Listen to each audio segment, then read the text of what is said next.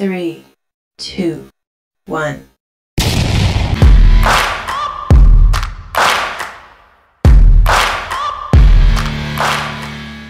Good day po sa inyong lahat mga ka-Bugs TV. Ngayong araw po ay magre-review po muli tayo ng motor mula po sa Kawasaki. Ang isa sa pinagmamalaki nila, walang iba kundi ang Kawasaki ZH2 Supercharged. Sa video na ito ay malalaman po natin mga ka-Bugs TV ang kanyang specification, features, pati na rin ang kanyang price at installment. Kung bago pa lang po kayo sa akin channel ay subscribe na po kayo and click the notification bell for more upcoming videos. At huwag na natin itong patagalin at umpisahan na natin sa kanyang displacement dahil ang motor na ito ay merong 998cc. Napakabilis niyan at syempre pasok na pasok yan sa expressway natin dito sa Pilipinas. Pagdating naman sa kanyang maximum power ay meron itong 197.4 horsepower. Napakalakas niyan. Ang kanya namang fuel tank capacity ay meron siyang 19 liter. Napakarami na nang pwedeng mailagay na gasolina dyan at napakalayo na nang pwedeng marating dyan. Ang kanya namang maximum torque ay nasa 133.5 Newton meter at ang kanya namang bore stroke may sukat yan mga ka-Bugs TV na nasa 76 mm by 55 mm. Ang kanya namang valve configuration ay syempre naka double overhead cam yan. Ang kanyang drive type ay naka chain drive yan. Pagdating naman sa kanyang compression ratio ay meron itong 11.2:1. Pagdating sa kanyang number of cylinder ay meron siyang 4.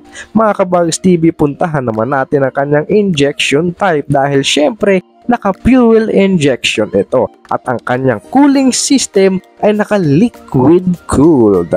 Pagdating sa kanyang stroke ay meron siyang 4 stroke at ang kanyang valves per cylinder ay meron siyang 4. Pagdating sa kanyang lubrication system ay naka-wet sump yan.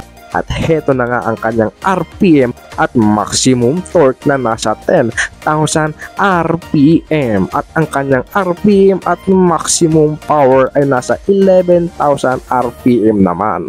At syempre, fuel consumption yan ay nasa 12 km per liter. Ngayon naman ay dumako tayo mga ka-Bugs TV sa kanyang dimension. Dahil ang kategory nito ay tinatawag na Super Sport. Meron siyang seat height na nasa 830 mm at ang kanya namang seating capacity, syempre pang dalawahan yan. Ang kanyang curb weight ay nasa 239 kg. Ground clearance niya mga ka-Bugs TV ay nasa 140 mm. Ang kanyang height ay nasa 1,130 mm naman mga ka-Bugs TV. At ang kanyang length ay nasa 2,085 mm. Meron naman itong width na nasa 810 mm at ang kanyang wheelbase mga ka-Bugs TV ay nasa 1,455 mm. Pagtapos yan, dumako na tayo mga ka-Bugs TV sa kanyang fuel and ignition dahil ang start option nito ay syempre electric yan at ang kanyang fuel type ay gasolina. Dito naman tayo mga ka-Bugs TV sa kanyang chassis and suspension. Pagdating sa kanyang front suspension ay meron itong 120 mm at rear suspension na ito mga ka-Bugs TV ay naka-unit rack. Ang kanya namang suspension sa rear ay nasa 134 mm at ang kanyang front suspension ay naka-Showa SFF BP4 ka. Dumiretso naman tayo mga ka-Bugs TV sa kanyang wheels and tires dahil pagdating sa kanyang front tire ay may sukat ito ng nasa 120 by 70 ZR17 at ang kanya namang rear tire ay nasa 190 by 55 ZR17. At syempre, tire type niyan mga ka-Bugs TV ay naka-run flat tubeless. Gear and transmission ba ng motor na ito? Pagdating sa kanyang gearbox ay naka 6 speed ito at ang kanyang transmission type ay syempre manual yan. O diba, busog na busog talaga pagdating sa kanyang specification ng motor na ito. At pagtapos niya, dumiretso na tayo sa kanyang features. Heto na ang kanyang safety and security dahil hindi mawawala dyan ang kanyang ABS ABS. Napaka-importante niyan mga kabags TV, lalo na sa mga motor na ganito kabibilis. Siyempre di mawawala dyan ang kanyang pass switch at ang kanyang engine check warning. Meron din siyang traction control, side reflectors at launch control. Dito tayo sa kanyang console mga kabags TV. Pagdating sa kanyang odometer, naka-digital na ito. Fuel gauge digital din. Tachometer syempre meron yan. At syempre pagdating naman sa kanyang speedometer, naka-digital din yan. At syempre display screen check na check yan. At hindi rin mawawala dyan ang kanyang trip meter at ang kanyang oil change indicator. Dumiretso na tayo mga kabags TV sa kanyang electrical. Dahil naka-adjustable headlights yan at hindi mawawala dyan ang kanyang indicator light. Pagdating sa kanyang headlamp ay naka-LED na yan. Same lang din mga kabags TV ng kanyang tail lamp na naka-LED na. Pagdating naman sa kanyang chassis and suspension, sa kanyang seat type ay naka-dual step yan. At syempre, chrome garnish na yan at side wings. Dito naman tayo mga kabags TV sa kanyang brake. Dahil pagdating sa kanyang rear brake ay naka-disc ito at ang kanya namang front brake ay naka-dual disc. Additional info pa sa motor na ito mga kabags TV dahil naka-electronic cruise control ito. At syempre, full color TFT LCD na rin yan.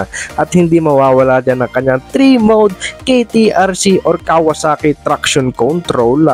At syempre, naka-treeless frame niya rin yan mga kabags TV. So Gumi, di mawawala dyan. Kaya ang aggressive talaga niyang tingnan. At ang kanyang KQS or ang kanyang Kawasaki Quick Shifter. Napakagandang gamitin talaga sa motor na ito. At ang kanya naman syempre di mawawala ang KCMF or Kawasaki Cornering Management Function. Napaka-solid talaga dito sa motor na ito. At hindi rin mawawala dito ang kanyang electronic throttle valves. At heto pa mga kabags TV, dagdagan pa natin yan ng KIBS or Kawasaki Intelligent Anti-Lock Brake System. At heto na ang kanyang Brembo M4.32 monoblock caliper. Napakaangas, napakaganda. Solid na solid talaga sa specification at features ang motorcycle na ito. At heto na nga, pagdating sa kanyang SRP ay nagkakahalaga ito mga kabags TV ng nasa 950,000 pesos. Pwede kang mag-down payment din dito mga kabags TV pagdating sa kanyang installment ng nasa 20% at nagkakahalaga yan ng nasa 263,972 pesos. Pagdating sa kanyang 12 months na installment ay nagkakahalaga naman ito ng nasa 41,626 pesos mga kabags TV at ng kanyang 36 months ay nagkakahalaga naman ng 30,517 pesos. Ang dami rin talaga na nangangarap na magkaroon ng ganitong motorcycle at kung isa ka sa nagnanais o nag-aasam ng motor na ito ay walang imposible dyan.